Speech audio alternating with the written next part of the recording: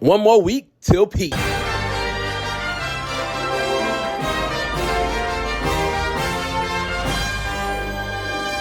Yo, what's up everyone? Trayman1 here. Welcome back to another Pokemon Horizons anime discussion video. Guys, there's a few things I want to talk about. As we know, next week we will be starting the new Mega Voltage arc. And a lot is changing, but there are a couple of things that still needs to happen from the old Horizons series. So I want to go ahead, wrap this all together, and give my take on how Horizons will end. So what we know already is that Spinel is making himself look like the hero. The Rising Volt Tacklers look like the villains. They're on the run. Roy is getting the gang back together, and yeah, they still want to go catch Rayquaza, free the Ancients, find Freed, and put a stop to Spinel. But a couple things that I want to mention as well. The biggest part is we have yet to see Koraidon and Miraidon. And yes, every series doesn't have the legendaries doing something very impactful, like X and Y, for example. We saw a cameo of Xerneas, and Yveltal was in OVA. But since Sun and Moon, since they stopped making Pokemon movies, we've had the legendaries have a prominent role. Sun and Moon having a heavy role with Solgaleo and Lunala. And Sword and Shield gave us a 4-part arc on that story. So where are Koraidon and Miraidon? My prediction is that we will see them. A lot of people believe since the very beginning of the series that Roy would get Koraidon and Dot would get Miraidon, because for one, it kind of fits their personalities, especially now after this time skip. You know, Roy's this big adventurer. Koraidon, he's like the wild boy.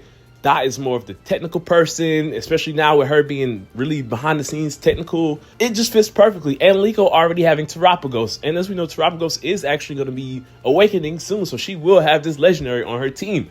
Who's not to say these two could also get a legendary Pokemon as well. They helped them out, especially if they got to go fight all of those ancient Pokemon. And if Spinel actually does capture and take control of Rayquaza, they're going to need all the help that they can get. Along with Miraidon and Koraidon, there's also Zygarde.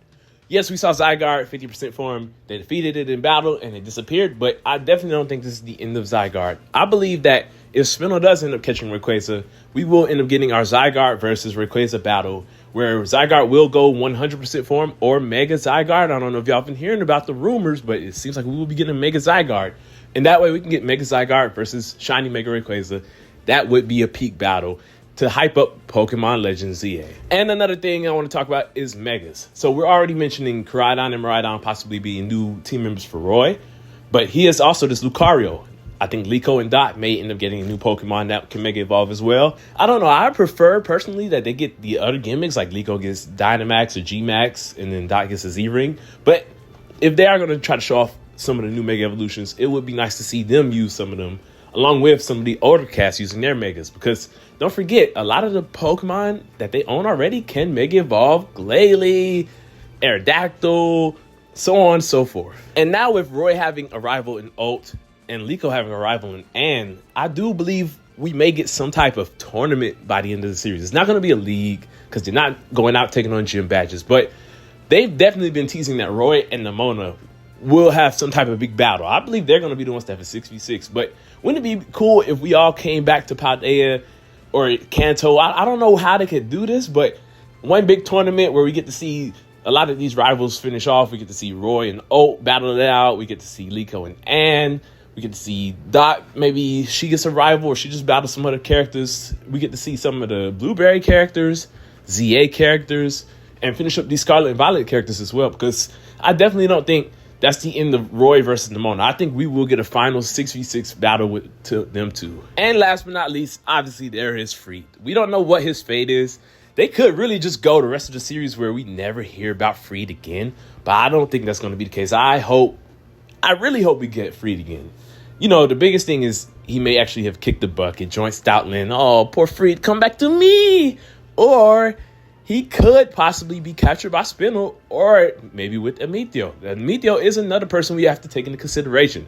To think, back then, they used to be beefing and fighting all the time, but now Amicio really shows how he turned a new leaf and is helping Freed get back. That would be amazing, but only time will tell.